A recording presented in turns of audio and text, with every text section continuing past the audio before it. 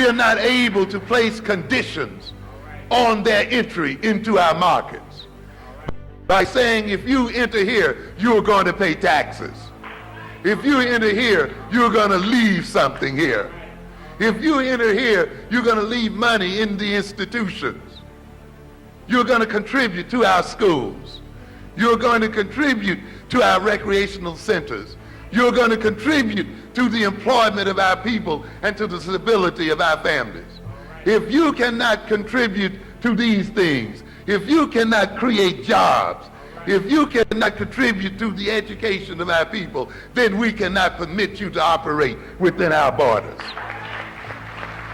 This is the way a nation runs. You don't let another people walk in and have their way and walk out and leave you impoverished as a people in the name of a free market. There's no such thing as a free market. Yeah, that's white folks' propaganda. Free and open market. No free market. They force people into their market. Castro was not free to say, I don't want to be a part of it. When he said, I don't want to be a part of it, they did what? Embargoed him and locked him out. The Japanese, in the early part of the century, said, we don't want to be a part of your market. What did the United States do? Sent Admiral Perry in there and blasted those markets open. What free markets do you have there? There's no such thing as free markets. And when you learn that, you're going to be the better for it. And we got the markets, but we are not taking advantage of them. We have gotten ourselves in a situation where we are locked out of other people's markets, and we permit them into our own, such that we are locked out of our own market. And then we wonder why we suffer the way we do. It is not because we are poor. If we were that poor and impoverished, then why did those people come to us to earn their living and their wealth? It means then we must be a wealthy people. I was looking over here at a recent report.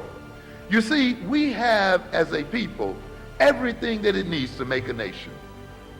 We have telephones, fax machines, computers, highways, bridges, riverways, waterways, trucks, everything that many nations in the world, in fact the vast majority of nations in the world, wish that they had available to them what the African American nation has available to it. They wish they had the highways. They wish they had the trucks. They wish they had the trains. They wish they had the ships. They wish they had the computers, the telephones, and all of those kinds of things that you can just pick up and dial right away, and they don't have to be routed through France or somewhere else. The lights don't go off at 2 o'clock every day or just flip on and off. You got it all here. Then why then are we not better off than we are? Because it is not enough. As I told you earlier, it is not enough to have gold in your soil, or oil in your soil, or diamonds in your soil. You must have a consciousness. It is only with an appropriate consciousness that these things can be transformed and converted into what? Wealth and power, and can be used for the advancement of a people and the survival of a people. The same is true here then. You cannot just have telephones and faxes and this and that and not just have money in your pocket. That's not enough.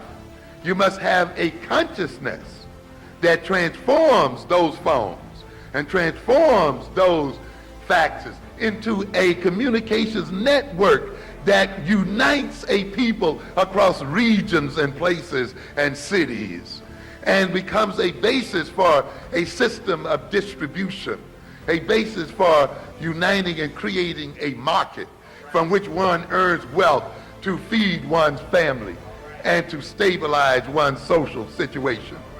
But you can have all of these things, but if you don't have a sense of nation, if you don't have a group consciousness, if you do not identify yourself as a nation, then these are but so many instruments and becomes, as a matter of fact, the means by which we destroy ourselves. We are looking at the black buying power in America here, 1990 to 95.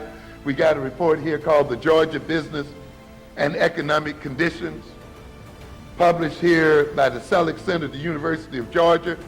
titled Black Buying Power by Place of Residence, 1990 to 95. The second of a two-part analysis of buying power in specific markets. What are we talking about here? Is this published for us? No. What it's published for is for white folk. And it's telling them how much money black folk got. And it's telling them that the money black folk got is the difference between their success and their failure.